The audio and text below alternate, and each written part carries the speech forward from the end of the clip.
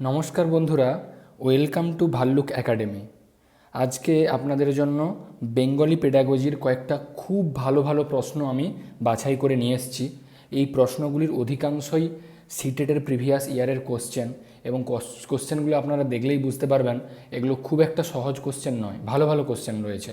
এবং এখানে একটা নতুন টাইপ অ্যাসারশন এবং রিজন টাইপের কোশ্চেন আমি ইন্ট্রোডিউস করিয়েছি। ঠিক আছে, আজকের ক্লাসটা তাহলে শুরু করা যাক। প্রথম কোশ্চেন কি বলা হচ্ছে, একজন ভাষা শিক্ষক শিক্ষার্থীদেরকে তাদের পঠনশৈলী এবং অগ্রাধিকার সম্পর্কে আরও অধিক কিছু জানার জন্য তাদের ক্রমান্বয়ে কিছু প্রশ্ন দিলেন। অর্থাৎ শিক্ষক শিক্ষার্থীদের প্রশ্ন করছেন। এখানে শিক্ষকের ভূমিকা হলো গবেষণালব্ধ তথ্য প্রদানকারীর, নাকি নির্ণায়কের, নাকি ম্যানেজারের, নাকি প্ল্যানারের। আচ্ছা, তথ্য প্রদানকারী কী জিনিস? কিছুই না, শিক্ষার্থীরা কোনো একটা টপিকে রিসার্চ করবে, সেখানে শিক্ষক তাদের প্রয়োজন মতো কিছু তথ্য সরবরাহ করবেন। ঠিক আছে, এখানে প্রশ্ন করার বা যাচাই করার কোনো ব্যাপার আসছে না। ঠিক আছে, এর অ্যান্সার এই যে দ্বিতীয় নম্বরটা রয়েছে নির্ণায়ক, এটাই হয়ে যাবে। ঠিক আছে, যিনি ডায়াগনোজ করেন। আমরা ডায়াগনোজ করা বলতে কি বুঝি? যে রোগীকে প্রশ্ন করা হয় কোথায় অসুবিধে কী রয়েছে, তাই না, জানার জন্য, ফিডব্যাক দেওয়ার জন্য। তো সেই রকম শিক্ষক এখানে প্রশ্ন করছেন, মানে তিনি কিন্তু নির্ণায়কের ভূমিকা পালন করছেন। আচ্ছা, ম্যানেজার তো হবেই না। আর প্ল্যানার বলতে যেটা পাঠ্যসূচি যিনি পরিকল্পনা করেন। ঠিক আছে, ছাত্রছাত্রীদের পড়াশুনোর যে বই থাকে তাদের তো পাঠ্যসূচি থাকে, সেই পাঠ্যসূচি পরিকল্পনা যিনি করেন তিনি হচ্ছেন প্ল্যানার। তাহলে এখানে অপশান বি হবে আমাদের কারেক্ট অপশান। ঠিক আছে, নেক্সট প্রশ্ন। আচ্ছা, এখানে এবার অ্যাসারশন রিজনিং টাইপের একটা কোশ্চেন। বিবৃতি: শ্রেণীতে শিক্ষণমূলক অভিজ্ঞতা শিশুদের জীবন এবং তাদের পারিপার্শ্বিকতার সঙ্গে গভীরভাবে সংযুক্ত। আচ্ছা, এটা সঠিক কথা। শ্রেণীতে আমরা যে শিক্ষণ প্রক্রিয়া বা টিচিং করি, সেটাতে শিশুদের যে জীবন রয়েছে এবং পারিপার্শ্বিক, মানে তার সমাজ পরিবারে কি ঘটছে, এই ব্যাপারটা নিয়ে ওতপ্রোতভাবে জড়িত। কারণ কি দেখিয়েছে এটার? যে শিক্ষণমূলক অভিজ্ঞতার পরিকল্পনা শিশুদের পূর্ব উপলব্ধিকে ভিত্তি করেই গঠন করা হয়েছে। একদমই ঠিক। শিশুরা, মানে আমরা যে কোনো ক্লাসে যে পাঠদান করি বা টিচিং প্রক্রিয়া তৈরি করি, সেটা কিন্তু শিশুরা পূর্ববর্তী তাদের কি শেখা হয়েছে, কি অভিজ্ঞতা হয়েছে সমাজ থেকে, বা তাদের ব্রেনে কি রয়েছে না রয়েছে, সেটার উপর ভিত্তি করেই সেই উপলব্ধিকে কেন্দ্র করেই গড়ে তোলা হয়। তাহলে এখানে কি হয়ে যাবে?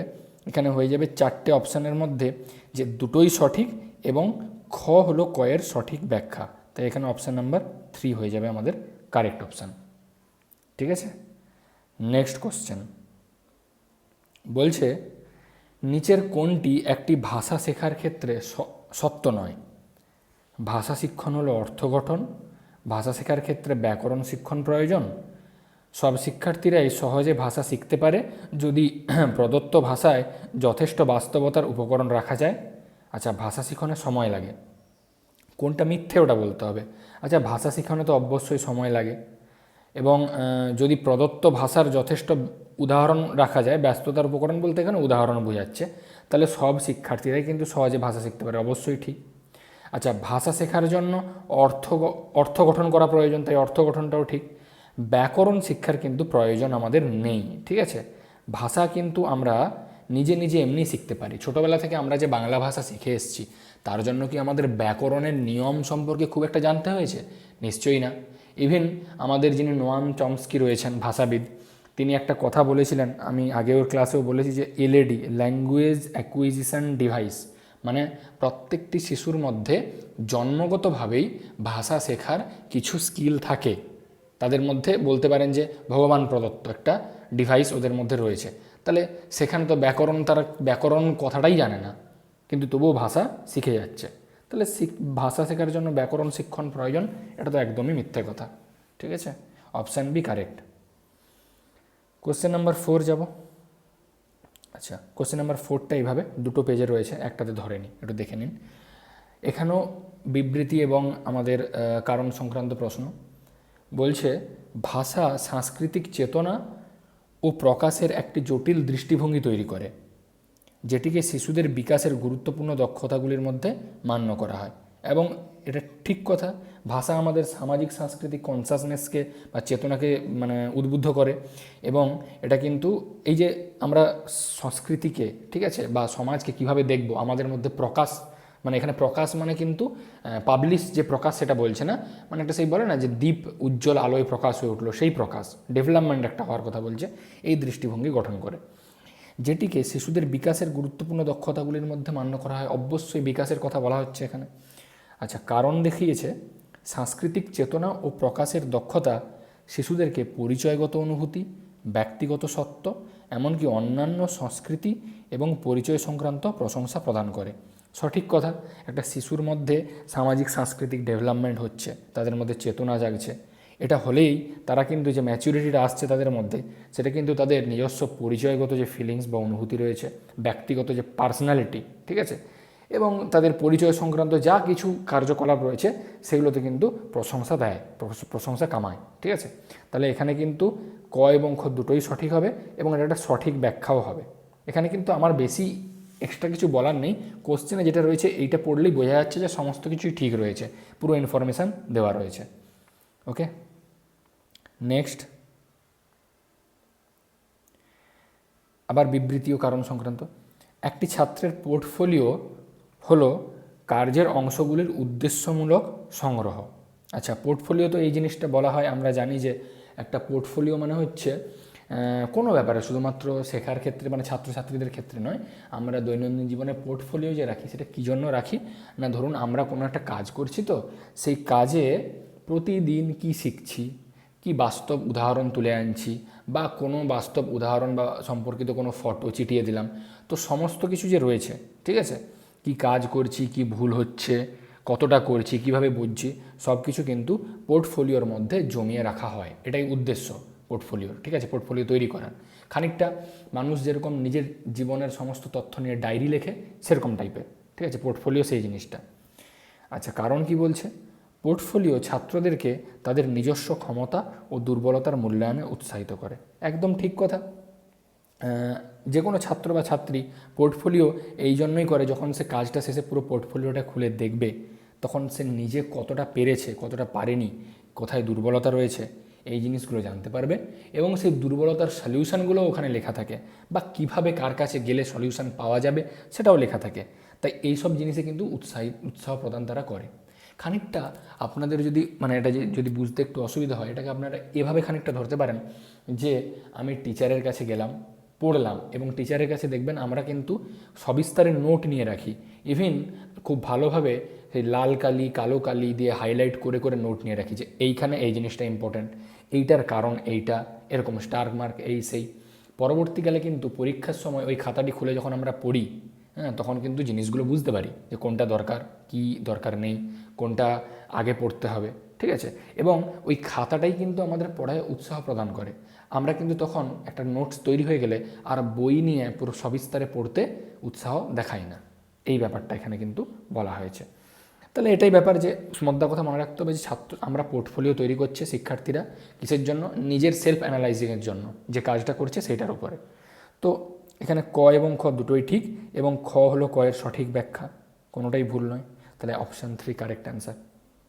নেক্সট আমরা চলে যাব কোশ্চেন নাম্বার 6। বলছে পাঠ্যপুস্তকে লেখকের লেখা গল্প, কবিতা, নাটক এবং অন্যান্য রচনা থাকে। আমাদের এই ধরনের উপাদানগুলি নির্বাচনের প্রয়োজন কারণ এগুলো কি, তার কি নেচার রয়েছে। 1, বিখ্যাত লেখকের দ্বারা লেখা, এগুলো সহজ ভাষায় লেখা, বাস্তব এবং সহজাত ভাষায় লেখা, নাকি পাঠ্যপুস্তক ব্যবহৃত উদ্দেশ্য নিয়ে লেখা। অবশ্যই এখানে অপশান 3 হয়ে যাবে কারেক্ট অপশান, বাস্তব এবং সহজাত ভাষায় লেখা। কারণ যে পাঠ্যপুস্তকে আমরা যে লেখকের লেখাগুলো থাকে আমরা চুজ করি, সেগুলো যে বিখ্যাত লেখক বলে চুজ করছি তা নয়, তাই না। লেখক কতটা ফেমাস হলো তাতে আমাদের কি যায় আসে, তার যে লেখার কন্টেন্ট রয়েছে আমরা সেটা দেখে বাছাইটা করি, ঠিক আছে।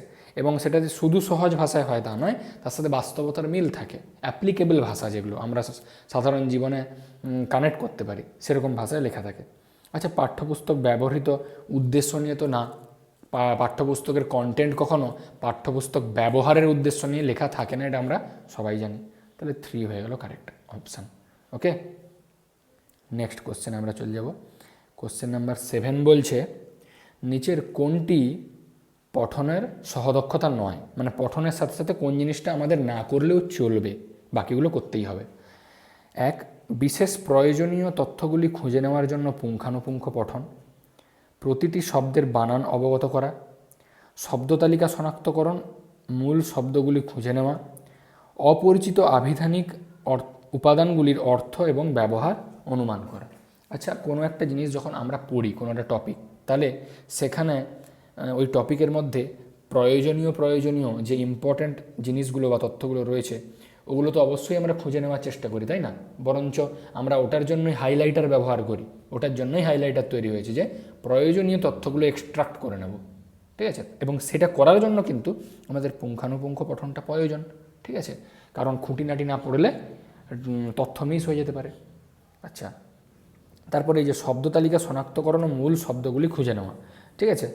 অবশ্যই শব্দ তালিকা শনাক্তকরণ আমাদের করতে হবে এবং মূল শব্দ যেগুলো রয়েছে, বিশেষ করে যে শব্দগুলো আমাদের জন্য নতুন এবং যে শব্দগুলো ওই যে কন্টেন্ট আমরা পড়ছি তার সারমর্মটাকে ভালোভাবে বোঝাবে, সেই জিনিসগুলো আমাদের খুঁজে নিতে হবে। আচ্ছা, অপরিচিত যে শব্দ এক্ষুনি বলা হলো, অপরিচিত যে নতুন শব্দ আমরা পরিচিত হচ্ছি সেগুলো সঙ্গে সঙ্গে মানে খুঁজে বের করব, ঠিক আছে? এবং এটাও চেষ্টা করব যে ওই শব্দগুলো কোথায় কোথায় ব্যবহার করা হতে পারে। এগুলো সবই ঠিক, তাহলে কোনটা নয়? প্রতিটি শব্দের বানান অবগত করা, এইটা হয়ে যাবে সঠিক অ্যান্সার। বানান আমাদের লাগে, অবশ্যই আমাদের জন্য ইম্পর্ট্যান্ট, কিন্তু সেটা লেখার ক্ষেত্রে ইম্পর্ট্যান্ট। আমরা যখন পড়ছি তখন বানানটা এতটা প্রয়োজনীয় নয়, তার থেকে বেশি প্রয়োজন পড়ার বোধগম্যতা, যেটা পড়ছি সেটা নিয়ে সারমর্ম তৈরি করা, তার বোধটা বোঝা, তাই না? বানানটা লেখার সময় আসে পরবর্তীকালে।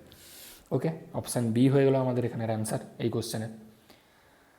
নেক্সট প্রশ্ন চলে যাব, কোশ্চেন নাম্বার 8 কি বলছে? ভাষা বিকাশের জ্ঞানাত্মক তত্ত্বটি সমর্থন করে যে ভাষা, সেটি হলো সমাজের সঙ্গে পারস্পরিক ক্রিয়ার মাধ্যমে শেখা, নাকি বলার আগে শিশুর ধারণা সম্পর্কিত উপলব্ধির উপর নির্ভরশীলতা, নাকি একজন ব্যক্তির সহজাত দক্ষতা ওর পুরস্কার এবং শাস্তির মাধ্যমে শেখা? এটা তো নয়, এটা তো সেই কোহেলবার্গের মোরাল ডেভেলপমেন্টের ব্যাপার চলে এসছে। আচ্ছা, জ্ঞানাত্মক তত্ত্ব কথাটা একটু কঠিন লাগলেও এটা কিন্তু কিছুই না, আমাদের অতি পরিচিত কগনিটিভ থিওরি, যেটা যা পিঁয়াজের তত্ত্বে আমরা পড়েছি, তাই না? এইটিকেই আমরা কিন্তু বলে থাকি জ্ঞানাত্মক তত্ত্ব। আচ্ছা, এই তত্ত্বে ভাষা সম্বন্ধে কী জিনিসটা বলা হয়েছে? অবশ্যই আমরা যদি মনে রাখি যে পিঁয়াজের তত্ত্বে আমরা যখন বয়সের সাথে সাথে ধীরে ধীরে বেড়ে উঠি তখন আমরা দুটো টার্ম পড়েছিলাম, একটা হচ্ছে স্কিমা আর একটা হচ্ছে যেটা আমাদের বলে থাকে, এবং অ্যাসিমিলেশান, অ্যাকোমোডেশান, এই ব্যাপারগুলো ছিল, তাই না? তাহলে স্কিমাটা সেখানে কী ছিল? যে আমরা নিত্য নতুন তথ্য শিখছি, তথ্যগুলো আমরা মস্তিষ্কে স্টোর করছি, এই তথ্যের কালেকশানটা স্কিমা, এবং তথ্য কখনো কখনো নতুন তথ্য শিখলে পুরনো তথ্য চেঞ্জ করে ঢোকাচ্ছি, assimilation and accommodation and so on. তো মদ্দা কথা আমার হচ্ছে যে আমি যে তথ্যগুলো সংগ্রহ করছি কোথা থেকে করছি? হাওয়া থেকে নিশ্চয়ই নয়, পরিবেশ এবং সমাজ থেকে, আমাদের পারিপার্শ্বিক মানুষজনদের কাছ থেকে, তাই না? তাহলে এখানে কিন্তু সমাজের সাথে এবং পরিবেশের সাথে একটা কোঅর্ডিনেশন বা মিথস্ক্রিয়ার কথা বলা হয়েছে। তাহলে এই জ্ঞানাত্মক তত্ত্বে ভাষা শেখা হয় সমাজের সাথে পারস্পরিক ক্রিয়ার মাধ্যমে, তাই অপশান 1 হয়ে যাবে আমাদের কারেক্ট অ্যান্সার। আর এই যে একজন ব্যক্তির সহজাত দক্ষতা হলো ভাষা, এটাই হচ্ছে আমাদের সেই ওয়ান অ্যান্ড অনলি এলএডি। এটা তো জ্ঞানাত্মক তত্ত্ব নয়, এটা নোয়াম চমস্কির ভাষাতত্ত্ব। ওকে, ঠিক আছে। নেক্সট কোশ্চেন নাম্বার 9, একজন প্রাথমিক স্তরের শিক্ষক শ্রেণীকক্ষে গল্প বলার সময় অঙ্গভঙ্গি এবং কণ্ঠস্বরের ওঠানামা ব্যবহার করেন, যেটাকে ইন্টোনেশন বলা হচ্ছে। এর প্রধান উদ্দেশ্য হলো শ্রেণীকক্ষে শৃঙ্খলা বজায় রাখা, শিক্ষার্থীদের মধ্যে শ্রবণ দক্ষতা এবং বিষয়বস্তুর মনোযোগ বৃদ্ধি করা, পাঠ্যপুস্তকের গল্পটিকে দ্রুত শেষ করা, নাকি শিক্ষার্থীদের শুধু নাটক শেখানো। শুধু নাটক শেখানো তো হতেই পারে না, পাঠ্যপুস্তকের গল্পকে দ্রুত শেষ করাও হবে না।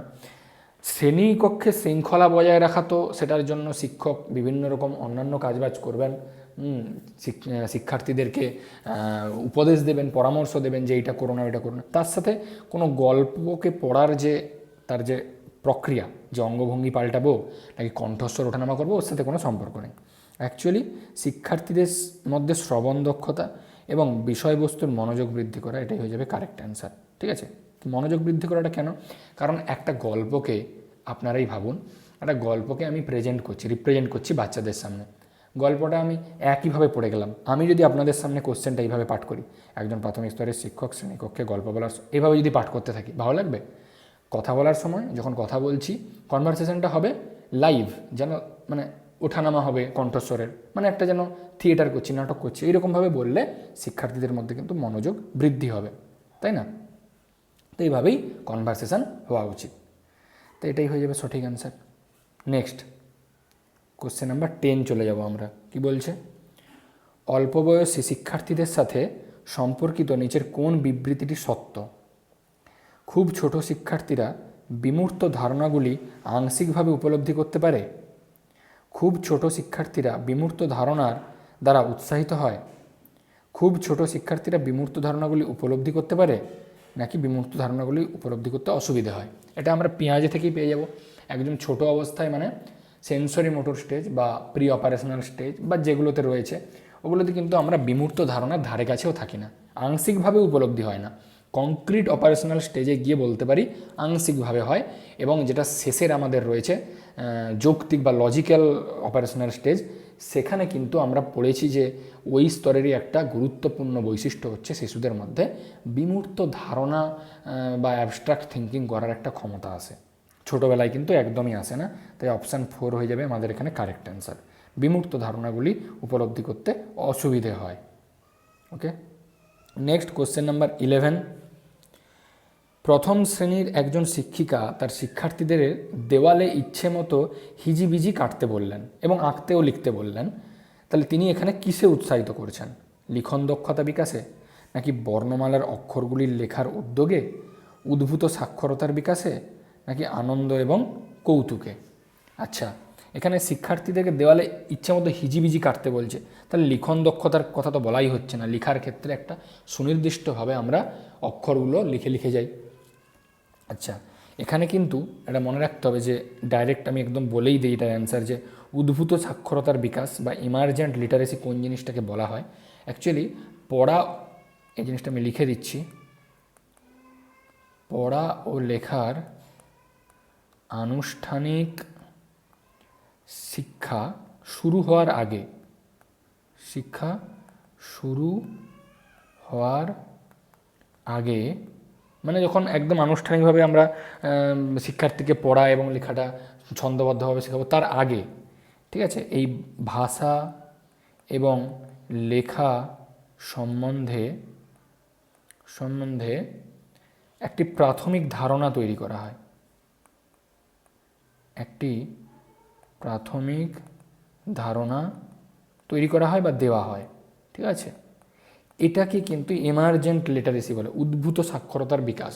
এবং এখানেই কিন্তু কোনো নির্দিষ্ট ইচ্ছে থাকে না, মানে শিক্ষার্থীদেরকে আমরা একটা জাস্ট ইন্সপিরেশান দিচ্ছি যে তোমরা হিজিবিজি আঁকো, যে যা পারো করো। যেরকম ছোট্ট বাচ্চাকে স্লেট খড়ি দিয়ে দিলে সে যা পারে করতে থাকে, কখনো অ আ উল্টোপাল্টাভাবে লিখছে, কখনো আঁকিবুকি কাটছে, ঠিক আছে। তো এই জিনিসটাকেই বলা হচ্ছে যে উদ্ভূত সাক্ষরতার বিকাশ হলো। নেক্সট কোশ্চেন নাম্বার 12 চলে যাব। একজন শিক্ষক ভাষা শিখনের কয়েকটি দৃষ্টিভঙ্গি খুঁজে পেয়েছেন। বড় কোশ্চেন আছে, ভালোভাবে পড়ব। যে একজন শিক্ষক ভাষা শিখনের কিছু দৃষ্টিভঙ্গি পেয়েছেন। আচ্ছা, উদাহরণ কি দেওয়া রয়েছে? বৈজ্ঞানিক ধারণাভিত্তিক পাঠের উপলব্ধিমূলক পাঠন, ঠিক আছে। তিনি সেই ছাত্রদের বেছে নেওয়ার সিদ্ধান্ত নিলেন যাদের এই দৃষ্টিভঙ্গি থেকে এটি খুঁজতে অসুবিধে হয়। আচ্ছা, শিক্ষক ভাষা শিখনে বৈজ্ঞানিক ধারণাভিত্তিক একটা পাঠ করিয়েছেন, ঠিক আছে, কিন্তু কিছু ছাত্র সেই ধারণাটা, সেই পাঠটা উপলব্ধি করতে অসুবিধা হচ্ছে। তিনি সেই সমস্ত ছাত্রদের কী করলেন? বেছে নিলেন, দিয়ে তিনি তাদের জন্য পৃথক অধিবেশনের আয়োজন করলেন, যা এই ধরনের পাঠ ও উপলব্ধির সহায়ক হবে। এই অভ্যাসটিকে কি বলা হয়? তাহলে চিন্তন দক্ষতা বলে, প্রতিক্রিয়া শিক্ষণ বলে, সংশোধনমূলক শিক্ষণ বলে, নাকি উচ্চতর ক্রমদক্ষতা বলে? ঠিক আছে, সোজা ভাষায় কি বলা হচ্ছে? ক্লাসে আমি একটি জিনিস পড়ালাম, ঠিক আছে, এবং পড়ানোর পরে দেখলাম, ঠিক আছে, একটু পরখ করলাম যে কে কেমনভাবে বুঝেছে। দেখলাম 4-5 জন শিক্ষার্থী রয়েছে যারা জিনিসটা বুঝতে পারেনি ঠিক করে। তাদেরকে আমি আলাদাভাবে ডাকলাম এবং পড়াটি বোঝানোর চেষ্টা করলাম। এটা কি টিচিং? এটা অবশ্যই রেমেডিয়াল টিচিং। যে জিনিসটা এক্ষুনি বললাম, পাই টু পাই এই জিনিসটি হচ্ছে সংশোধনমূলক শিক্ষণ বা রেমেডিয়াল টিচিংয়ের সংজ্ঞা। ওকে, আর বাকিগুলো যেমন চিন্তন দক্ষতা কী হচ্ছে, চিন্তা শক্তির বিকাশ। এটাতে আমরা চিন্তা শক্তির বিকাশ করাতে যে শিক্ষণ প্রক্রিয়াটা দেই ওটাই হচ্ছে চিন্তন দক্ষতা। প্রতিক্রিয়া শিক্ষণ কি, প্রতিক্রিয়ার মাধ্যমে শেখানো, মানে বলছি প্রতিক্রিয়ার মাধ্যমে শেখানো, এর মানেটা হচ্ছে যে একটা জিনিস পড়ানোর পরে শিক্ষার্থীদের মধ্যে একে অপরের সাথে সেটা নিয়ে আলোচনা করার সুযোগ দিলাম। আমি কোশ্চেন করলাম, একটা শিক্ষার্থী অ্যান্সার করলো, আরেকজন সে বললো যে না স্যার ও ভুল বলেছে, আমি বলছি, এটা হচ্ছে প্রতিক্রিয়ার মাধ্যমে শিক্ষণ। ঠিক আছে, শিক্ষার্থীদের ছোটো ছোটো গ্রুপে ভাগ করে দিলাম, এই সব ব্যাপারগুলো। উচ্চতর ক্রমদক্ষতা কি, এটা হচ্ছে একটু বড়দের জন্য যে শিক্ষণ প্রসেস, বিশ্লেষণ থাকবে, মূল্যায়ন থাকবে, ছোটদের জন্য হয় বাট একটু ক্রিটিক্যাল থিঙ্কিং এবং ক্রিয়েটিভিটি এখানে থাকবে। ঠিক আছে, এই সমস্তর মাধ্যমে যে শিক্ষণটা ওটা হচ্ছে উচ্চতর ক্রমদক্ষতা। ওকে, নেক্সট কোশ্চেনে আমরা চলে যাব। কোশ্চেন নাম্বার 13 বলছে, একটি দোকানে কিছু কেনার জন্য ছাত্ররা কার্যকরী সূচক ব্যবহার করতে পারে কি না মূল্যায়নের ক্ষেত্রে, তার জন্য ছাত্রদের জন্য কীটা উপযুক্ত হবে, কোন মূল্যায়নটা? দোকানদার এবং গ্রাহকদের মধ্যে একটি ছোট গল্প পড়ানো, নাকি দোকানদার এবং গ্রাহকদের মধ্যে একটি দৃশ্য আঁকতে দেওয়া, দোকানদার এবং গ্রাহকদের মধ্যে ছোট ছোট সংলাপ লিখতে দেওয়া, নাকি খাদ্য সম্পর্কে তাদের পছন্দ অপছন্দগুলি লেখা? কার্যকরী সূচক বলতে এখানে বলা হচ্ছে যে দৈনন্দিন জীবনে আমি ভাষা বা মানে কোনো একটা জিনিস শিখলাম সেটা কিভাবে অ্যাপ্লাই করছি সেটা দেখতে পারা। যদি ভাষা শিখছি তাহলে দৈনন্দিন জীবনে আমি সেই ভাষাটা প্রয়োগ করতে পারছি কিনা সেইটা দেখার জন্যই হচ্ছে কার্যকরী সূচক ব্যবহার করা হয়। তো এই জিনিসটা আমরা মানে দেখার জন্য কি মূল্যায়নটা বা কী কাজটা দেবো শিক্ষার্থীদের, এর অপশান হয়ে যাবে দোকানদার এবং গ্রাহকদের মধ্যে ছোট ছোট সংলাপগুলি লেখা। ঠিক আছে, এই 3 নম্বর হয়ে যাবে, কারণ ওদের মধ্যে যদি আমরা সংলাপ তৈরি করি গঠন করতে দিই তাহলেই শিক্ষার্থীরা ভাষাটা ঠিকভাবে শিখেছে কিনা সেটা ব্যবহার করতে পারবে। সংলাপে তো ভাষাই ব্যবহার করা হয়, তাই না? এটাই হয়ে যাবে আমাদের কারেক্ট অ্যান্সার। তাহলে নেক্সট কোশ্চেন যাচ্ছি।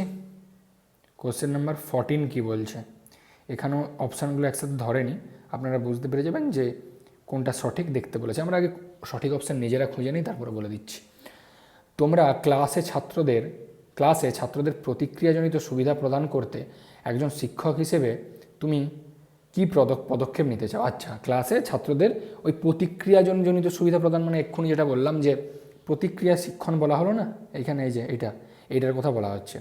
এটা সম্বন্ধে যদি সুবিধা প্রদান করতে চাই, শিক্ষার্থীদের সাহায্য করতে চাই, তাহলে কি পদক্ষেপ নেব?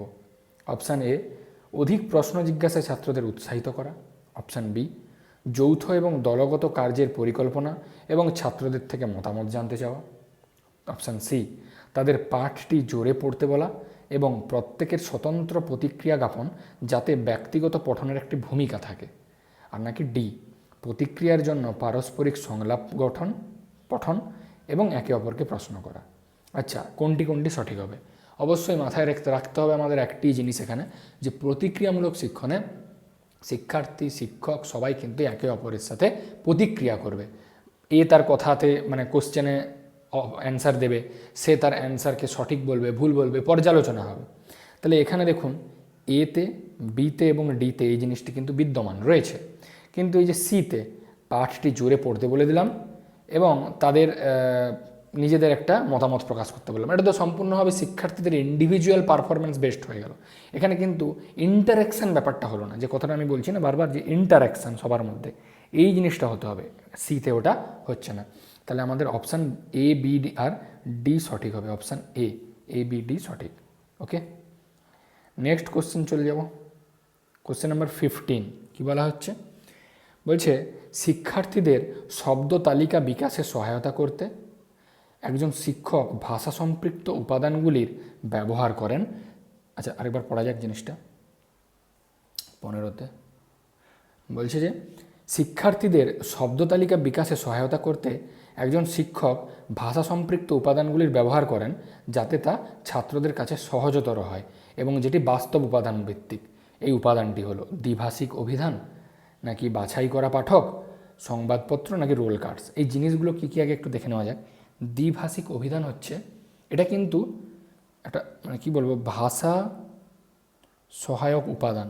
ঠিক আছে, এটা ভাষা সহায়ক উপাদান, কিন্তু এটার না কোনো বাস্তব ব্যবহার নেই, মানে এটাকে আমরা বাস্তব ভাষা ব্যবহারে ইউজ করতে ব্যবহার, একটু দাঁড়ান এটা নিচে লিখে দেওয়া যাক, ধরছে না, বাস্তব বাস্তব ভাষা ব্যবহার, এতে কিন্তু এটা ইউজ করা হয় না, তাই আমি এটাকে একটা অন্য কালি দিয়ে এটা আমি ক্রস মেরে দিচ্ছি, এটাতে কিন্তু এটা ইউজ করা হয় না, ঠিক আছে।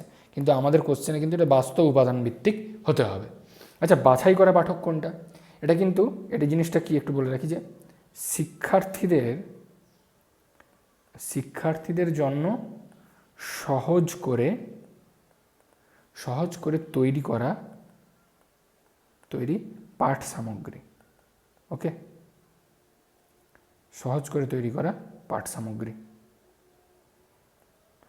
অর্থাৎ মানে যে জিনিসটা আমি পড়াবো সেটা সম্বন্ধে একদম সহজভাবে একটা মাইন্ড ম্যাপিং করে নিলাম, কন্টেন্ট তৈরি করলাম, এটা হচ্ছে গ্রেডেড রিডার্স। সংবাদপত্র তো আমরা জানি, আর রোল কার্ডস হচ্ছে কার্যক্রম পরিচালনার জন্য ইউজ করা হয়, কার্যক্রম পরিচালনা। ওকে, মানে একটা ক্লাসে পুরো শিক্ষা ব্যবস্থা বা লেসন প্ল্যানটা কেমন চলতে থাকবে সেইটা কিন্তু রোলস কার্ড ডিসাইড করে। তাহলে এখানে আমি শব্দ তালিকা বিকাশ করতে চাইছি, ঠিক আছে, এবং যেটা বাস্তব উপাদান ভিত্তিক হবে। তাহলে কোথায় ওটা পাওয়া যায়? সংবাদপত্র, কারণ খবর কাগজে যে নিউজগুলো থাকে ওগুলো বাস্তব নিউজ হয়, তাই না? ওকে, নেক্সট কোশ্চেন নাম্বার 16। শিশুদের গল্প বলার ক্ষেত্রে নিচের কোনটি সত্য নয়?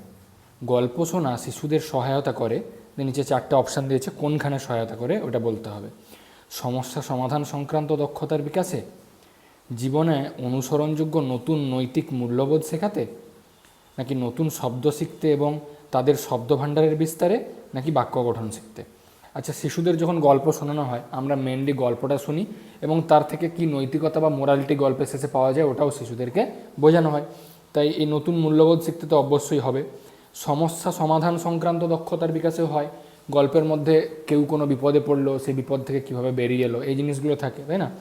নতুন শব্দও শেখা যায় গল্প থেকে, তাই তাদের শব্দ ভাণ্ডারেরও বিস্তার হয়, সব কিছুই ঠিক আছে। সত্য নয় খালি কোনটা? বাক্যের গঠন শিখতে, তাই না? কখনও কোনো শিশুকে যখন আমরা গল্প বলি বা গল্প পড়ানো হয় তখন কিন্তু শুরুতেই প্রাথমিকভাবে বাক্যের গঠন সম্পর্কে কিন্তু এতটা গুরুত্ব দেওয়া হয় না, এটা সবাই আমরা জানি, তাই না? তাই বাক্যের গঠন শিখতেই মেন অ্যান্সারটা হবে। ওকে, নেক্সট কোশ্চেন 17 বলছে, একজন শিক্ষক অধ্যায়ের বিষয়ে উপযুক্ত একটি ভিডিও দেখলেন এবং ভিডিও কেন্দ্রিক একটি যুগ্ম কার্য প্রক্রিয়ার পরিকল্পনা করলেন। এই যুগ্ম কার্য প্রক্রিয়ার উদ্দেশ্য হলো ছাত্রদের উৎসাহিত করা। আচ্ছা, যুগ্ম কার্য প্রক্রিয়া বলতে আমি বলে দিই এখানে কিচ্ছু নয়, দলগত প্রক্রিয়া, একসাথে শিশুরা মিলেমিশে যে কাজ করে একসাথে মানে প্রতিক্রিয়া পদ্ধতির মাধ্যমে, সেটাই হচ্ছে যুগ্ম কার্য প্রক্রিয়া। তাহলে এই প্রক্রিয়ায় ছাত্রদের কি ব্যাপারে কি টপিকে উৎসাহিত করা হয়? শিক্ষকের স্বতন্ত্রভাবে কাজ করতে, মানে শিক্ষকের আন্ডারে স্বায়ত্তশাসনে কাজ করব, ভাষার সচেতনতা বিকাশে, নিজের কাজের মূল্যায়নে, নাকি দ্রুত তাল মিলিয়ে একত্রে কাজ করতে। কি কাজের জন্য ইউজ করা হয়? অবশ্যই দ্রুত তাল মিলিয়ে একত্রে কাজ করতে, বিকজ আমরা এখানে দলগত কাজের কথা বলছি, তার মানে একসাথে মিলেমিশে যে সহযোগিতার মাধ্যমে কাজ, ওইটাকেই কিন্তু বোঝানো হচ্ছে। এটা তো হবেই না শিক্ষকের আন্ডারে, এই দুটো হয়তো খানিকটা হবে, বাট এগুলো কিন্তু এতটাও জোর দিয়ে বলা হচ্ছে না, এখানে মেন যুগ্ম কার্য প্রক্রিয়ার উদ্দেশ্য বলেছে, তাই অপশান নাম্বার 4। ওকে, নেক্সট যাব কোশ্চেন নাম্বার 18। একগুচ্ছ ছোট গল্প এবং অন্যান্য বর্ণনামূলক রচনা ভাষা শিখনে সহায়কের পাঠ হিসেবে নির্ধারণ করা হয়। আচ্ছা, আমরা ভাষা শিখন যখন হয় তখন সহায়ক পাঠ হিসেবে আমাদের থাকে কিছু গল্প, কিছু রচনা সিলেক্ট করা থাকে কারিকুলামে, মানে পাঠ্যক্রমে। তো এই সহায়ক পাঠের মুখ্য উদ্দেশ্যটা কি আমাদের জানতে হবে। নৈতিক শিখনের প্রসার, বিস্তৃত পাঠের প্রসার, বহুভাষিকতার প্রসার, নাকি একান্ত পঠনের প্রসার। আচ্ছা, এই সহায়ক পাঠের এখানে অ্যান্সারটা হয়ে যাবে আমাদের অপশান 2, ঠিক আছে। তো আমি এই প্রসঙ্গেই বলতে চাইছিলাম যেটা, যে সহায়ক পাঠের যে উদ্দেশ্যগুলো একটু জেনে নিই, তাহলে আমাদের অপশান করতে তো কোনো এমনিতেও অসুবিধা হবে না। প্রথমত যেটা আমাদের রয়েছে বিস্তৃত পাঠ। ওকে, বিস্তৃত পাঠ হচ্ছে সহায়ক পাঠের প্রধান উদ্দেশ্য। দ্বিতীয় আমরা কি বলতে পারি? ভাষা সম্বন্ধে জ্ঞান লাভ। আমি ছোটোভাবেই লিখছি সারসংক্ষেপে, ভাষা সম্বন্ধে জ্ঞান লাভ। এছাড়া শব্দ ভাণ্ডার বাড়ানোর জন্য আমরা সহায়ক পাঠ তৈরি করি, তাই না? এত ছোট গল্প পড়বো, রচনা পড়বো, কবিতা পড়বো, এগুলো থেকে আমাদের নতুন শব্দ তৈরি হবে। আচ্ছা, স্বনির্ভরভাবে পড়তে শেখা, নিজে নিজে বুঝে ব্যাপারটাকে বোধমূলক পড়া, ওটাকে বলছে স্বনির্ভরভাবে পড়া। ঠিক আছে। আচ্ছা, 5 কী হতে পারে? পাঠের প্রতি আগ্রহ বাড়ানো। পাঠের প্রতি আগ্রহ বাড়ানো, নিজে নিজে পড়তে বলা হচ্ছে মানে কি, যাতে নিজে ভাব বুঝে মানে রসাস্বাদন করতে পারে এবং শিক্ষার্থী পাঠের প্রতি নিজের আগ্রহ বাড়াতে পারে। এরকম আরও আছে, বাট এগুলো হচ্ছে মেন। তো এগুলোর মধ্যে আমি পেয়ে যাচ্ছি আমাদের অপশান নাম্বার 2 হচ্ছে কারেক্ট অ্যান্সার। ওকে, নেক্সট কোশ্চেন নাম্বার 19। পঞ্চম শ্রেণীর একজন শিক্ষক ছাত্রদেরকে গল্প লেখার একটি কার্য প্রদান করলেন। ভালো কথা। যখন ছাত্ররা গল্পটি লেখে তখন শিক্ষক ক্লাসে প্রায় পাইচারি করে কে ভুল করছে অথবা নতুন শব্দ জিজ্ঞেস করছে সে ব্যাপারে সাহায্য করেছেন। ঠিক আছে, এখানে শিক্ষকের ভূমিকা কী? সহায়কের, নির্ণায়কের, ম্যানেজারের, পরিকল্পনাকারী। তো একটু আগেই আমাদের এই জিনিসগুলো অপশানগুলো নিয়ে আলোচনা হয়েছে। এটা তো আমাদের পাঠ্যক্রম রচনার যে ব্যাপারটা থাকে, লেসন প্ল্যান ব্যাপারটা খানিকটা এখানে আসছে, তো এটা তো নয়, এটা হবে না। নির্ণায়ক বা ডায়াগনাইজ করা মানে হচ্ছে সেই ভুল বার করাতে না, ডায়াগনস্টিক টেস্ট বলি আমরা, নির্ণায়ক পরীক্ষা, কোথাও কিছু সমস্যা থেকে গেলে শিক্ষার্থীর এই পরীক্ষা নেওয়া হয়, তাই তো? ওকে, তাহলে এই দুটো হচ্ছে না। অ্যাকচুয়ালি এখানে অপশান হয়ে যাবে সহায়কের। কারণ কি? কারণ এখানে আমরা দেখতেই পাচ্ছি যে গল্পটা, এখানে যে কেসটা বলা হচ্ছে যে শিক্ষক একটা গল্প লেখার কাজ দিয়েছেন এবং তিনি কিন্তু ঘুরে ঘুরে কে কোথায় ভুল করছে ধরিয়ে দিচ্ছেন, কারোর কোনো প্রশ্ন থাকলে, নতুন শব্দ সম্বন্ধে উৎসাহ থাকলে সাহায্য করছেন। তাহলে এই সাহায্য ব্যাপারটা সহায়ক জিনিসটার মধ্যেই আসছে আমাদের। ওকে, নেক্সট প্রশ্ন যাব, কোশ্চেন নাম্বার 20। কোশ্চেন নাম্বার 20 কী বলছে? বিভিন্ন নিচের কোনটি ভাষা শিক্ষকের প্রাথমিক দায়িত্ব? বিভিন্ন শ্রেণীতে শিক্ষার্থীদের দল গঠন, শিক্ষার্থীদের নির্দেশ প্রদান করা, শিক্ষার্থীর সংযোগকারী প্রয়োজনগুলি শনাক্তকরণ করা, নাকি শিক্ষণের জন্য বিষয় নির্বাচন করা? আচ্ছা, ভাষা শিক্ষকের দায়িত্বগুলো কী কী থাকে? ভাষা শিক্ষক মানে প্রথমে হচ্ছে ভাষা সম্বন্ধে জ্ঞান, এটা দেবেন, ভাষা সম্বন্ধে জ্ঞান প্রদান। ওকে, আচ্ছা, এই ভাষা সম্বন্ধীয় জ্ঞানে যদি কারোর কোনো সমস্যা থাকে, ভাষা সম্পর্কে সমস্যা থাকলে তার সমাধান করা। ওকে, আচ্ছা, আর কি হতে পারে? প্রয়োজনীয় শিক্ষার্থীদের প্রয়োজনীয় দুর্বলতা, ঠিক আছে, মানে যেসব জায়গায় তার দুর্বলতা রয়েছে এগুলি শনাক্ত করা। ওকে, প্রয়োজনীয় দুর্বলতা শনাক্ত করা এবং তাদের পাঠ্যক্রম সহজ ভাষায় বোঝানো, সহজ ভাষায় বোঝানো। ওকে, তাহলে এই জিনিসগুলো হচ্ছে একজন ভাষা শিক্ষকের দায়িত্ব। তাহলে এখানের সাথে কোনটা মিলছে? বিভিন্ন শিক্ষার্থীর দল গঠন, না, দল গঠন তো মানে যে ক্লাস টিচার বা প্রধান শিক্ষক ওনারা করবেন। শিক্ষার্থীদের নির্দেশ প্রদান করা, এটা তো যে কেউ করতে পারে, স্বাভাবিক ব্যাপার, ভাষা শিক্ষকের জন্য এটা কোনো স্পেশালাইজড কাজ নয়। শিক্ষার্থীদের সংযোগকারী প্রয়োজনগুলি শনাক্তকরণ করা, এটাই হবে অ্যান্সার। ওকে, প্রয়োজন শনাক্ত করা, এটা হচ্ছে ভাষা শিক্ষকের কাজ। আচ্ছা, শিক্ষণের জন্য বিষয় নির্বাচন করা, এটা তো লেসন প্ল্যান, এটা তো সম্পূর্ণ আলাদা জিনিস চলে আসছে। তাহলে অপশান 3 হয়ে যাবে আমাদের এখানে কারেক্ট অপশান। নেক্সট যাব, কোশ্চেন নাম্বার 21, আবার বিবৃতি আর কারণের কোশ্চেন। কেবল একটি শব্দের সঠিক উচ্চারণের চাইতে পঠন অধিক, আচ্ছা পঠন অধিক হবে না, এটা পঠন অধিক গুরুত্বপূর্ণ হতো, এটা মিস্টেক হয়েছে কোশ্চেনে। কেবল একটি শব্দের সঠিক উচ্চারণের চাইতে পঠন অধিক গুরুত্বপূর্ণ, এটা কি ঠিক? আচ্ছা, পঠন হলো অর্থোদ্ধার। আচ্ছা, এখানে তাহলে প্রথমটা দেখে নেওয়া যাক, সঠিক উচ্চারণের চাইতে পঠন অধিক গুরুত্বপূর্ণ বলছে। তাহলে পঠনের সময় আমরা অনেক জিনিস লক্ষ্য করি, উচ্চারণ লক্ষ্য করি, বিরাম চিহ্ন লক্ষ্য করি, গল্পের বোধ বোঝার চেষ্টা করি। তো উচ্চারণ অতটাও গুরুত্বপূর্ণ না, মানে সব কিছুর সাথে সেমভাবে গুরুত্বপূর্ণ, তার মানে এই নয় যে উচ্চারণের চাইতে পঠন অধিক গুরুত্বপূর্ণ। উচ্চারণও কিন্তু একটা মানে one of the most important criteria পড়ার সময়। কারণ পড়ার সময় যদি উচ্চারণই আমরা না ঠিক করবো, আপনারা ভেবে দেখুন, তাহলে পড়ছি কেন, তাই না? কারণ পড়ার সময় গ্রামার তো দেখা হয় না, তাহলে যে কাজটা মেন করা হয় সেটা হচ্ছে উচ্চারণ ঠিক করা আর শব্দ জানা। তাহলে উচ্চারণটা অবশ্যই গুরুত্বপূর্ণ, তাই উচ্চারণের চাইতে পঠন অধিক গুরুত্বপূর্ণ এটা কিন্তু ঠিক নয়। পঠন হলো অর্থোদ্ধার, অবশ্যই আমরা কোনো কিছু যখন পাঠ করি তখন সেই পাঠের প্রত্যেকটি শব্দ বাক্যকে ভালোভাবে বুঝে নিয়ে তার অর্থ উদ্ধারের চেষ্টা করি, তাই খ হয়ে যাবে সঠিক। তাহলে এখানে অ্যান্সার হয়ে যাবে আমাদের ক ভুল এবং খ ঠিক। ওকে, এই কোশ্চেনের অ্যান্সার হয়ে যাবে অপশান 2। ওকে,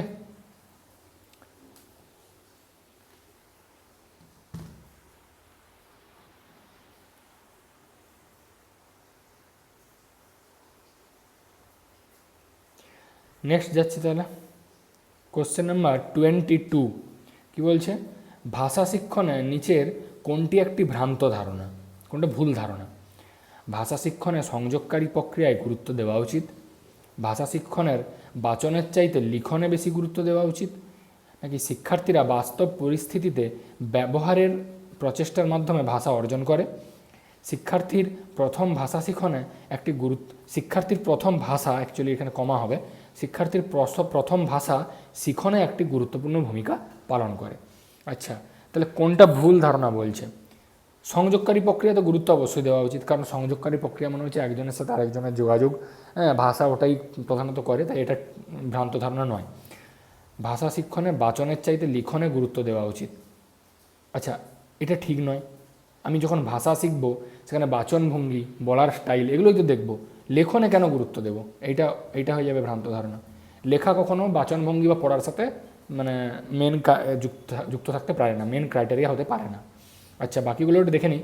বাস্তব পরিস্থিতিতে ব্যবহারের প্রচেষ্টার মাধ্যমে ভাষা অর্জন, এটা তো একদমই ঠিক। বাস্তব পরিস্থিতিতে সমাজ সাথে আমরা মিথস্ক্রিয়া করে তবে ভাষা শিখি।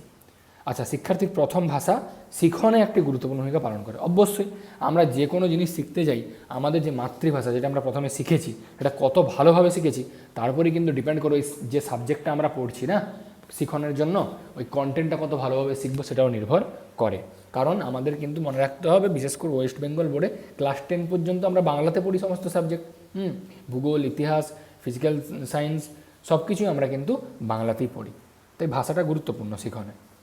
ওকে, option 2 is the correct answer. Next question number 23, নিচের কোনটি ভাষা অর্জনের আচরণবাদ তত্ত্বের সাথে সম্পর্কিত নয়? আচ্ছা, অপশানগুলো পড়ে দিই আগে। প্রচেষ্টা এবং ভ্রান্তি, সামাজিক সংযোগ সাধন, সক্রিয় অনুবর্তন, নাকি শূন্য আধার? আচ্ছা, প্রথমে বলে রাখি যে আচরণবাদ তত্ত্ব এটা কে করেছিলেন, কার এটা? B F Skinner. ওকে, বিএফ স্কিনারের আমরা আচরণবাদ তত্ত্ব। এটা কি বলা হচ্ছে? বলা হয়, উনি বলেছেন যে ভাষা কিন্তু মানুষের জন্মগত বৈশিষ্ট্য নয়, ভাষা জন্মগত নয়। তাহলে কি? পরিবেশের প্রভাবে মানুষ ভাষা শেখে। ওকে, পরিবেশের প্রভাবে মানুষ ভাষা শেখে। আর এই ভাষা শিখনের তিনি 3টি লেভেল বা 3টি প্রক্রিয়ার কথা বলেছিলেন। এক হচ্ছে অনুকরণ বা ইমিটেশন যেটাকে আমরা বলি, পুনরাবৃত্তি, ঠিক আছে, যেটা প্র্যাকটিস বারবার করা, আরেকটা হচ্ছে পুরস্কার, রিইনফোর্সমেন্ট। ওকে, এই 3টি মেইন জিনিসের কথা কিন্তু তিনি আচরণবাদে বলেছেন। আচ্ছা, এই পুনরাবৃত্তিতে কিন্তু আমাদের ট্রায়াল অ্যান্ড এরর মেথডে পড়ছে, ট্রায়াল অ্যান্ড এরর মানে বারবার প্রচেষ্টা এবং ভ্রান্তি। তাহলে আচরণবাদ তত্ত্বের সাথে সম্পর্কিত নয় কোনটা? প্রচেষ্টা এবং ভ্রান্তি এক্ষুনি বললাম, অবশ্যই সম্পর্কিত। সামাজিক সংযোগ সাধন, অবশ্যই এটা একটা পরিবেশের প্রভাবে মানুষ ভাষা শেখে, পরিবেশ মানে সমাজের সাথে প্রভাব রয়েছে, তাই এটাও কিন্তু সোশ্যাল ইন্টারাকশানও অবশ্যই কিন্তু সম্পর্কিত। সক্রিয় অনুবর্তন বা অপারেন্ট কন্ডিশনিং, এই কন্ডিশনিং ব্যাপারটা কিন্তু আসছে যে আমরা যেটা পড়ি যে কন্ডিশনিংয়ের মাধ্যমে আমরা কিন্তু কোনো একটা প্রাণীকে একটা নির্দিষ্ট স্বভাব বা অভ্যাস গড়ে তুলি। ওকে, সে কুকুরের খাওয়া বা ইঁদুরকে খাওয়া দেওয়া, যেমন প্যাভলভের আছে অনুবর্তন, হ্যাঁ এই অনুবর্তন রয়েছে, এবং স্কিনারেরও অনুবর্তন রয়েছে, ঠিক আছে। এগুলোর মাধ্যমে কিন্তু আমরা এটাই জানতে পারি যে কোনো একটা প্রাণীকে আমরা যদি একটা নির্দিষ্ট অভ্যাস দিনের পর দিন মানে তাদের সাথে পরিচিতি ঘটাই, তারা ওই অভ্যাসটা গড়ে তোলে, যেটা কিন্তু আমাদের পুনরাবৃত্তির সাথে আবার সম্পর্কিত হয়ে যাচ্ছে। তাহলে এটাও কিন্তু আচরণবাদ তত্ত্বে রয়েছে। যেটা নেই সেটা হচ্ছে এই শূন্য আধার, এটা হয়ে যাবে কারেক্ট অ্যান্সার। এমটি ভেসেল কিন্তু কোনো ভাষা শিখনের সাথে সম্পর্কিত নয়, এটা একটা ফিলোসফিক্যাল কনসেপ্ট। ওকে, এটা কি? এটা হচ্ছে একটা ফিলোসফিক্যাল কনসেপ্ট। এটাই কি বলা হচ্ছে? এটাই বলা হয় যে মানুষ যদি মানে যখন শিখছে কোনো শিক্ষার্থী বা কোনো ব্যক্তি, তার মধ্যে যদি কোনো চিন্তাভাবনা না থাকে, সে যদি একটা মানে খালি আধারের মতো কাজ করে, যে যা কিছু তাকে শেখানো হচ্ছে সেটা যেন সে সব কিছু ইনটেক করতে পারবে, পুরনো কোনো কিছু লোড থাকবে না, উল্টোপাল্টা তথ্য, এই ব্যাপারটাকে শূন্য আধার বলা হয়। তো এটা কিন্তু ভাষা অর্জনের সাথে কোনোভাবেই সম্পর্কিত নয়। তো আচরণবাদ তত্ত্ব তো দূরের কথা। ওকে, কোশ্চেন নাম্বার 23-এ সঠিক অ্যান্সার হচ্ছে 4। নেক্সট যাব, কোশ্চেন 24, শিশুদের উন্মোচিত হওয়া এবং মনোযোগী হওয়া উচিত। এটা মানে কোন কোন বিষয়, চারটে এখানে অপশান দেওয়া রয়েছে। প্রথম বয়স থেকে বিবিধ মৌখিক ভাষায়, প্রথম বয়স থেকে বিবিধ লিখিত ভাষায়, প্রথম বয়স থেকেই দুটি মৌখিক ভাষায়, নাকি প্রথম বয়স থেকে দুটি লিখিত ভাষায়। এর অ্যান্সার অবশ্যই হয়ে যাবে প্রথম বয়স থেকে বিবিধ মৌখিক ভাষায়। প্রথমে কিন্তু আমরা শিশুরা কিন্তু মৌখিক ভাষার সাথে পরিচিত হবে এবং নানা রকমের, এরকম নয় যে দুটি বা তিনটি, ওরকম নয়, বিবিধ মৌখিক যে ভাষা, সেই মৌখিক ভাষাগুলোর সাথে কিন্তু পরিচিত হতে হবে।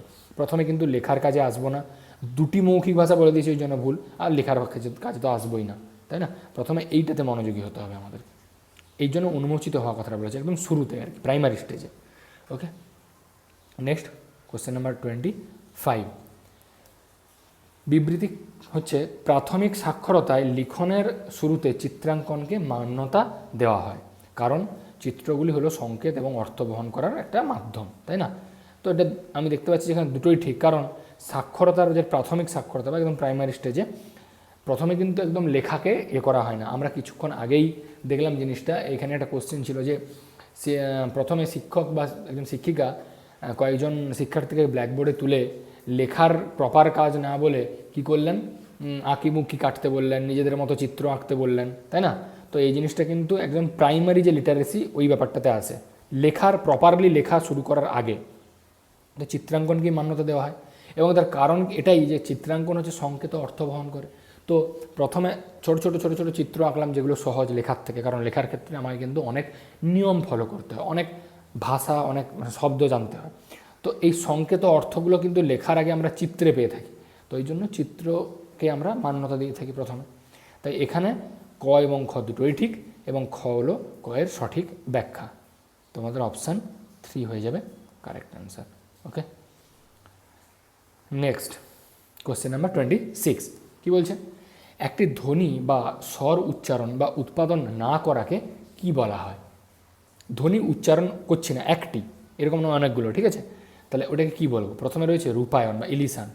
এই জিনিসগুলো একটু জেনে রাখি। এটা রূপায়ণটা মানে কি বলা হচ্ছে বলুন তো? এটার মানে কিন্তু আমরা বাংলা ব্যাকরণে পড়ে থাকবো না, ধ্বনি লোপ, তাই না?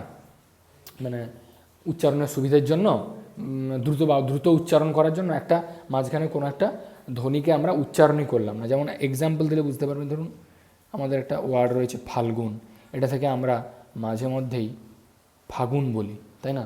তাহলে লটা কিন্তু এখানে উড়ে গেল, ধ্বনি লোপ হয়ে গেল, এটা হচ্ছে রূপায়ণ। আর এই ধ্বনি উৎপাদন না করাটাই কিন্তু তাহলে রূপায়ণ হয়ে যাচ্ছে। ধ্বনি লোপ, একটি ধ্বনি আমি এখানে বাদ দিয়ে দিচ্ছি। আচ্ছা, অনুসরণ বা অ্যাসিমিলেশন যেটাকে বলা হচ্ছে, এটাকে অ্যাকচুয়ালি বাংলা ব্যাকরণে আমরা সমীভবন বলে থাকি।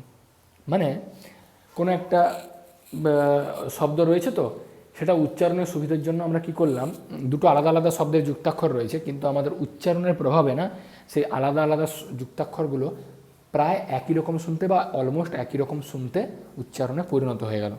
যেমন এক্সাম্পল দিলে বুঝতে পারেন, পদ্মা, যেটাকে হিন্দিতে পদ্মা বলি বা পদ্ম আমরা বলি, ওটা পদ্ম হয়ে গেল, বুঝতে পারছেন? বাংলায় শুনতে একই রকম লাগছে কিন্তু বানানটা আলাদা, দয় মো আর দয় দ একই রকম হয়ে যাচ্ছে, সমীভবন।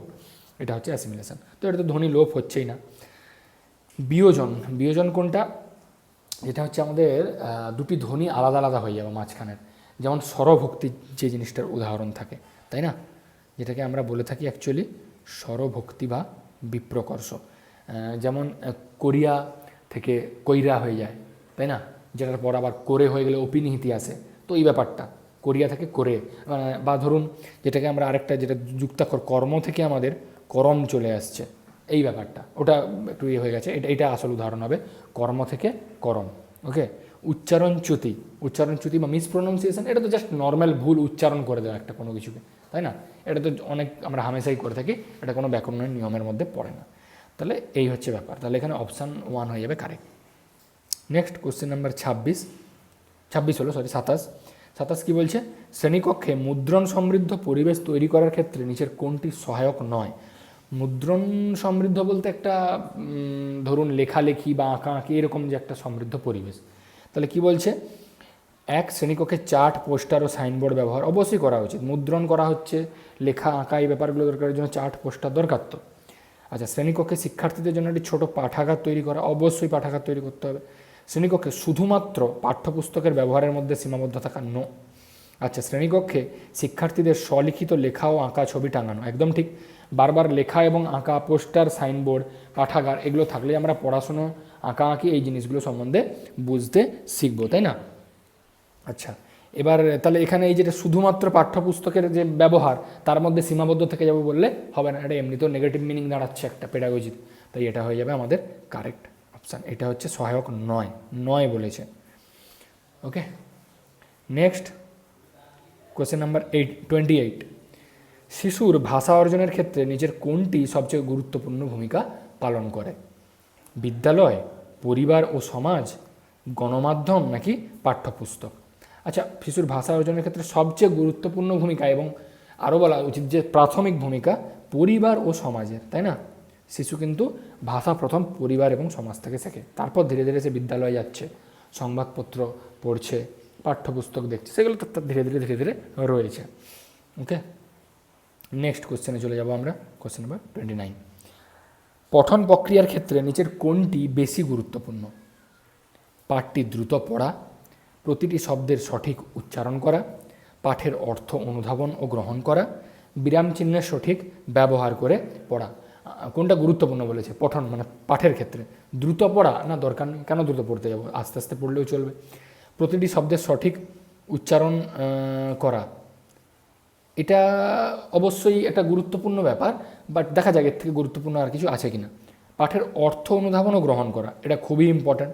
আমরা পড়ি ওই জন্যই যে কী পড়ছি সেটা, তার অর্থটা কী রয়েছে, সারমর্মটা কী রয়েছে সেটা বোঝা, ঠিক আছে, এবং সেটা থেকে একটা সারমর্ম বা জিস্ট তৈরি করা। ইভেন মোরালিটিও নেওয়া, মোরালিটি মানে বোধ গ্রহণ, ওটাও। আর বিরাম চিহ্নের সঠিক ব্যবহার করে পড়া, না বিরাম চিহ্নের সঠিক ব্যবহার তো লেখার ক্ষেত্রে ইউজ করা হয়। তাহলে এখানে মোস্ট ইম্পর্টেন্ট অপশান হয়ে যাচ্ছে কিন্তু অপশান নাম্বার 3। ওকে, 1 আর 4 তো একদমই নয়, সঠিক উচ্চারণটা খানিকটা, বাট দিস ইজ VVI, এই জন্য সবচেয়ে বেশি গুরুত্বপূর্ণ বলেছে, তাই option C correct. Next question number 30 কী বলছে? একজন ভাষা শিক্ষকের কাছে শ্রেণীকক্ষে বহুভাষিকতা বা মাল্টিলিঙ্গুয়ালিজম হলো একটি বাধা বা প্রতিবন্ধকতা, সম্পদ নাকি সমস্যা, নাকি অতিরিক্ত কাজের বোঝা? তো এই তিনটে তো এমনিতেই নেগেটিভ সেন্স। হ্যাঁ, আর বহুভাষিকতা যে মাল্টিলিঙ্গুয়াল ক্লাসরুম বলতে একটা ক্লাসরুম যেখানে কিন্তু সমস্ত ভাষাভাষীর শিক্ষার্থী থাকবে, ঠিক আছে, এবং তাদেরকে কিন্তু আলাদা আলাদাভাবে আমরা বাছাই করব না, সবাইকে একসাথে নিয়ে, সবার ভাষার তো একটা আলাদা আলাদা মানে ব্যাকরণ রয়েছে, রুল রয়েছে, তাদের ভাষায় যে আমরা অপিনিহিতি, স্বরাগম, ঠিক আছে, ধ্বনিলোপ, এই জিনিসগুলো সমস্ত কিছু থাকে। তো এটা কিন্তু একটা সব কিছু মিলিয়ে ভাষার এবং ভাষা ব্যাকরণের একটা সম্পদ, রিসোর্স। তাই মাল্টিলিঙ্গুয়ালিজম কখনোই বাধা নয়, সমস্যা নয়, বা অতিরিক্ত কাজের বোঝা নয়, এটা কিন্তু একটা সম্পদ বা রিসোর্স, যেটাকে শিক্ষক কিন্তু তার পঠন প্রক্রিয়া বা শিক্ষণ প্রক্রিয়ায় কাজে লাগাতে পারেন, ঠিক আছে, তাই অপশান 2 হয়ে যাবে কারেক্ট। তো আমাদের আজকে টোটাল বেঙ্গলি পেডাগজি 30টা কোশ্চেন আমরা এনেছিলাম একটা ম্যারাথনের মতো, এবং আশা করছি আপনারা প্রত্যেকটা কোশ্চেন দেখেছেন এবং বুঝতে পেরেছেন অলরেডি যে এই কোশ্চেনগুলো কিন্তু নর্মাল অ্যাভারেজ কোশ্চেনের মতো ছিল না। আমরা এবারে কিন্তু সত্যি খুঁজে খুঁজে এর মধ্যে সিটেটের খুব গুরুত্বপূর্ণ প্রশ্ন, এবং প্রত্যেকটা প্রশ্ন আপনারা দেখেছেন যে বড় বড় এবং খুবই কনসেপচুয়াল কোশ্চেন ছিল। তো এরকম কোশ্চেন আরও পেতে গেলে আপনারা ভিডিওটিকে শেয়ার, লাইক এবং সাবস্ক্রাইব করবেন। আজকে এই পর্যন্তই থাকলো ক্লাসটা, থ্যাংক ইউ। আর ভালো লাগলে অবশ্যই stay connected and keep learning to ভাল্লুক একাডেমি।